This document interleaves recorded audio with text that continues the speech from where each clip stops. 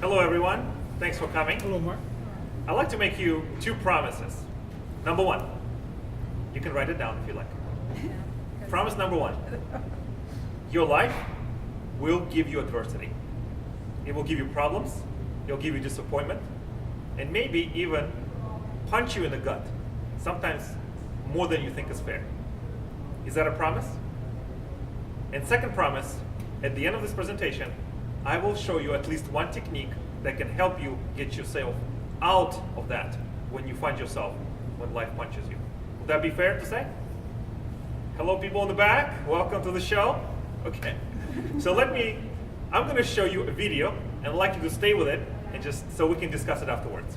And it's great that, Elizabeth, you talked about stories, the stories we tell ourselves. Stories that I'm not good enough, I'm not strong enough, I'm not old enough, I'm not rich enough, I'm not short enough, not tall enough, whatever is not enough, and we have to put, I am not thin enough, just for good measure. Whatever the story you tell yourself, it's not true. So let's watch the video, and then we can go on with the rest of my presentation.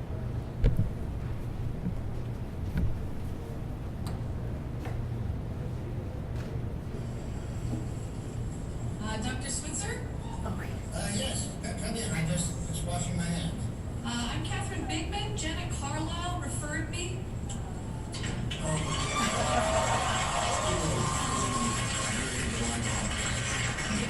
Yes, that's me. Should I lay down? Oh, no, don't do that. We just have to. And let me tell you a bit about our billing. I charge $5 for the first 5 minutes, and then absolutely nothing after that. That sounds great. Too good to be true, as a matter of fact. Well, I can almost guarantee you that our session won't last for 5 minutes. Now, I don't do any insurance billing, so you would either have to pay in cash or by check. Wow, okay. And I don't make change. All right. Go. Go. Tell me about the problem that you wish to address. Okay, well, I have this fear of being buried alive in a box. I start thinking about being buried alive and I begin to panic. Has anyone ever tried to bury you alive in a box? No, but truly thinking about it does make my life horrible. I mean, I can't go through tunnels or be in an elevator or in a house, anything boxy. What you're saying is you're claustrophobic. Yes, that's it. All right, well, let's go, Catherine. I'm going to say 2 words to you right now. I want you to listen to them very, very carefully. Then I want you to take them out of the office with you and incorporate them into your life. Shall I write them down?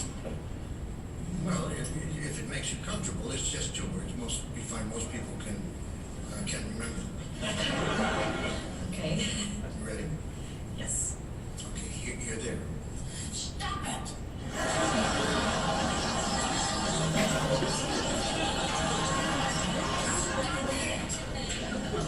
Stop it? Yes, STOP, new word, IT. So, what are you saying? You know, it's funny. I say 2 simple words, and I cannot tell you the amount of people who say exactly the same thing you're saying. I mean, this is not Yiddish, Catherine. This is it. Stop it. So, I should just stop it. There you go. I mean, you don't want to go through life being scared of being buried alive in a box, do you? I mean, that sounds frightening. Stop it. I can't. I mean, it's been with me since childhood. No, we don't go there. Just stop. So, I should just stop being afraid of being buried alive in a box. You got it. Good go. Well, it's only been 3 minutes, so that will be $3. I only have a 5.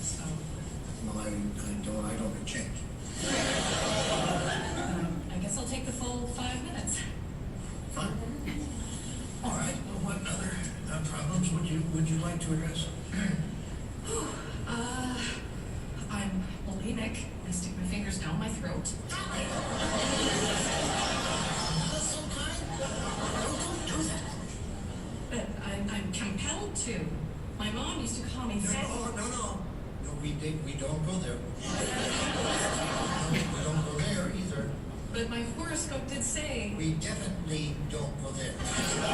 Stop it. What else?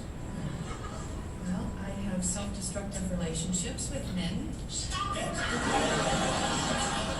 You want to be with a man, don't you? Yes. Well, then stop it. In dating. I wash my hands a lot.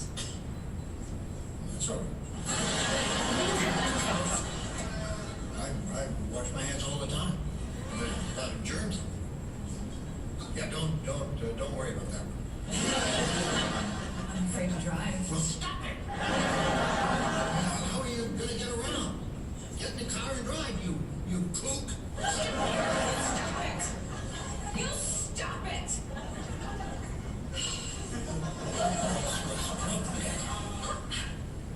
I don't like this. I don't like this therapy at all. You're just telling me to stop it.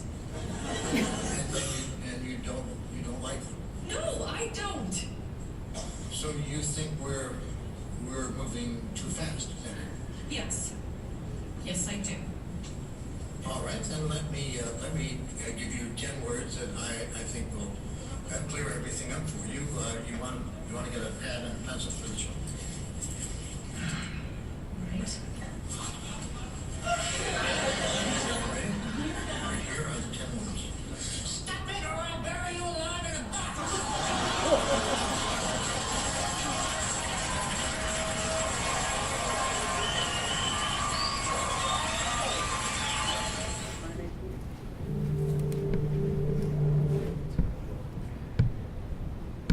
Thanks.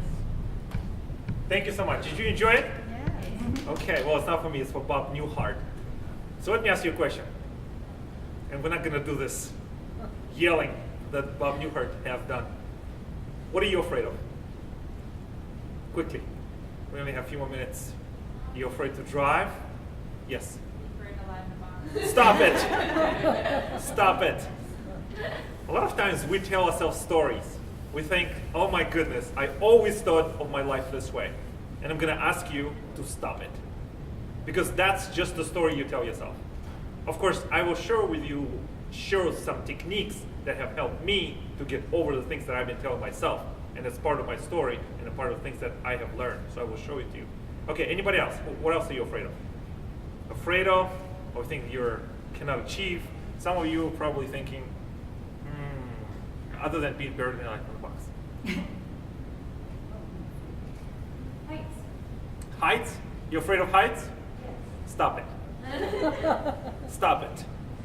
Well, this is a cute story that one you just saw, but a lot of times we complicate our own life.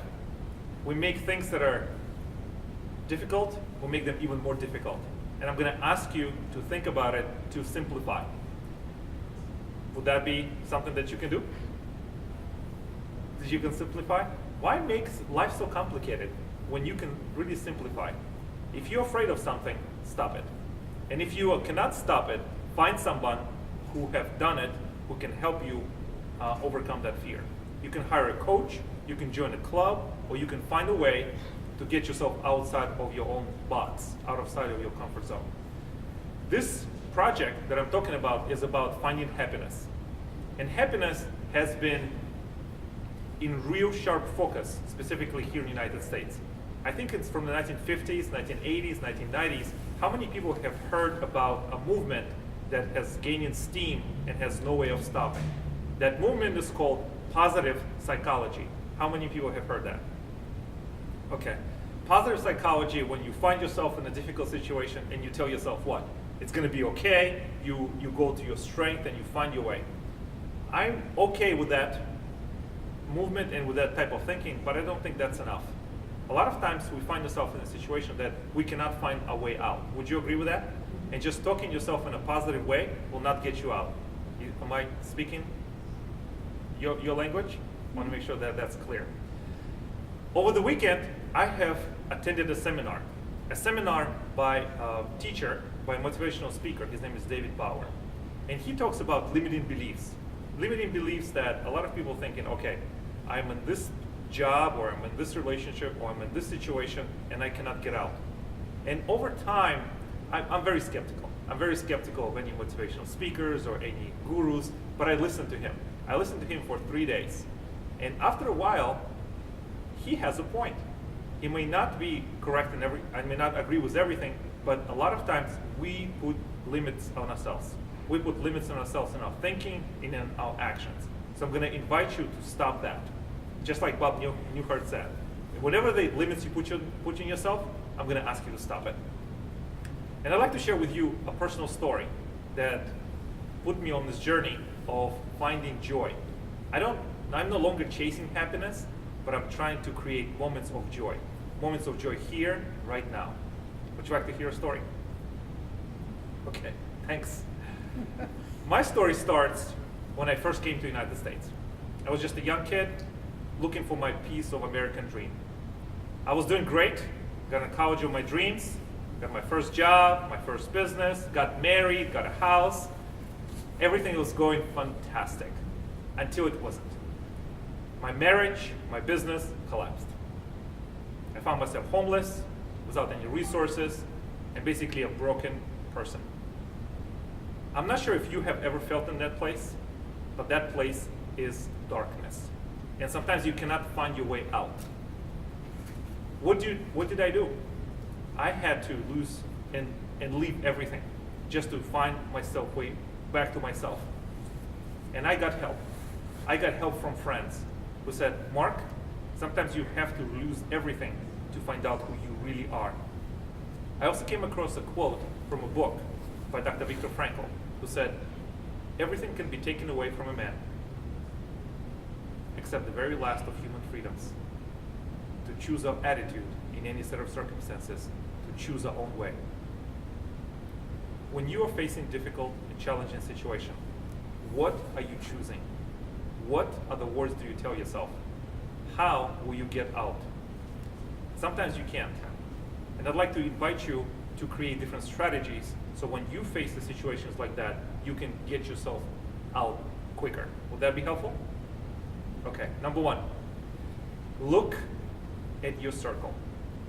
A lot of Jim Rohn have said, you become an average of 5 people you spend the most time with. Who do you spend the most time with every day? At work, at home, and maybe with your friends. One of those 5 people is you. What other words do you tell yourself? This is what helps me. When I find myself in a difficult situation, I say 3 things. Would you say them with me? Okay. Yes, I know it's late, but we have to go through this. Number 1, when you feel anxious, when you feel overwhelmed, I say 3 things, and you can repeat after me. I am calm. I am calm. I am strong. I am strong. I got this. I got this. When I say those things, I am is one of the most powerful words you have in English language. It is you tell yourself and to the world around you how do you really feel. It may not help all the time, but that mantra has carried me out through many dark times. That's number 1. Who do you spend your time with? Second, I want you to invest in yourself. I will tell you, one of the happiest moments of my life happens on Monday mornings. On Monday mornings, I take a special class. And that special class is yoga. At the end of the class, out of almost every yoga class, there's a special pose. And it's called Savasana. You lay on your back with your hands stretched out and your legs. You close your eyes, you listen to the beautiful meditation music, and you let your body recover. Those 5 minutes, I'm not sure if that's happiness, but it's very close to it. You feel you breathing in and out, you let all your worries out. Just after the strenuous exercises where you were twisting your body in the ways that was just unimaginable a few moments ago, you have 5 minutes to lay on the floor and meditate. Invest in yourself. If you cannot do yoga or cannot do any something that's strenuous, find a way that you can spend an hour every day or every other day that you can invest in yourself. In healthy body, there's a healthy mind. So that's my second one. And third one is invest in yourself. Before you can help anybody else, you have to learn and invest in yourself. After my divorce and after the collapse of my life, I had to change and I had to move back home. And I spent a lot of time by myself. I was alone, but I was not lonely. I found a way back because I came to the positive psychology. I surrounded with myself with positive people who can help me find a better way. Would that be helpful to you as well? So maybe Savasana may not be your thing, but invest in a physical exercise. Find the people that you surround yourself with, and third, invest in yourself. And finally, one of the final lessons I can share with you is if you're in business or if you serve in someone, take a step back. It's not just about making money. It's not just about serving the needs of the customer. It's not just serving your needs, but it's number one, serving the needs of your customer. I'd like to share with you a story that I have learned that a few years ago. When I had my construction business in the retail store, it was a little hole in the wall, maybe just 5 feet by 5 feet type room. One afternoon, a young man walked in. Young man, looks like he's energetic, he's an entrepreneur, and he said, I am looking to do a remodel in my kitchen, and I'm looking to buy a refrigerator. I looked at him and I said, well, let me see what we can do. I went into the drawer, I pulled out all my catalogs, and I said, okay, we can go for this refrigerator, or maybe this one. He looked patiently, and then he said, Mark, I don't think you heard me. I want to get the best refrigerator that's available in the market. I said, okay, well, I cannot help you then. But I know a dealer down the street who can sell you that refrigerator. I cannot. He thanked me and walked away. And I didn't think much of it. A few weeks later, the young man and his fiancée returned. And they said, Mark, we trust you. Just because you have recommended a refrigerator that you could not get, we want to do the full house remodel with you. We want to do the full flooring, all the appliances, all the tile. We want to do the whole absolutely shebang. And my profitability for that quarter was over 6 figures, just because you were not in it for yourself, but you truly helped the customer. In your search for happiness, you're going to find many bumps and many adversities and many challenges. I advise you to step out of yourself and truly open your heart and help somebody else. It will help you in business and in life. Thank you. I think that's it. Do you have any questions?